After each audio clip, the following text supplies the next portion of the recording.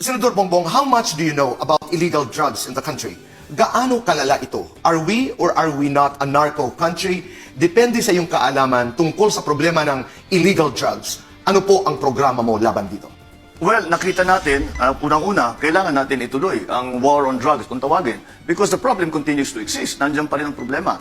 Kung itatanong mo, I don't know what a narco state is, but we have seen, I think everybody can see the influence of the drug lords in our everyday lives, in our political lives, in our economic lives. And so, talagang insidious. Kaya actually, yung nag-uusap kami ni President Duterte noon, sabi niya talagang hindi ko na-imagine na ganito kalalim at ganito kabigat ang problema ng droga.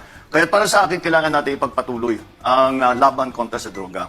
Ngunit, siguro, nakita natin na talagang sinagad ni Pangulong Duterte ang pag-enforce ng mga batas against drug dealers and drug addicts. And I think we're beginning to realize that enforcement only takes you so far. Kailangan natin din pag-aralan ang prevention at saka ang cure.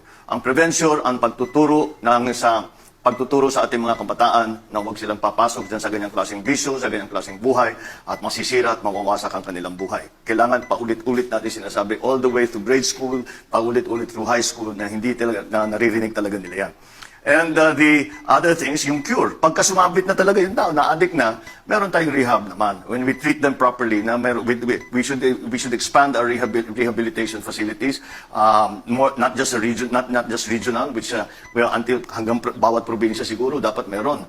Dahil malala talaga ang problema.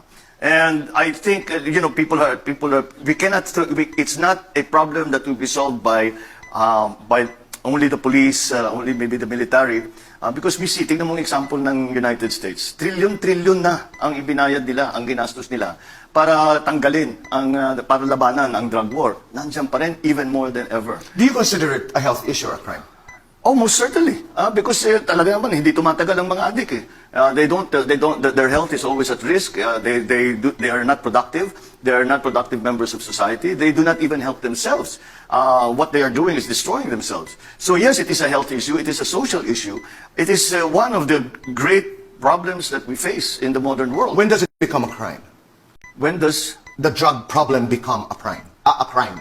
For me, I think that we should treat addicts as patients and Okay. as people in need of a cure. It becomes a crime when you are involved in the distribution, the sale of illegal drugs. That's when it becomes. You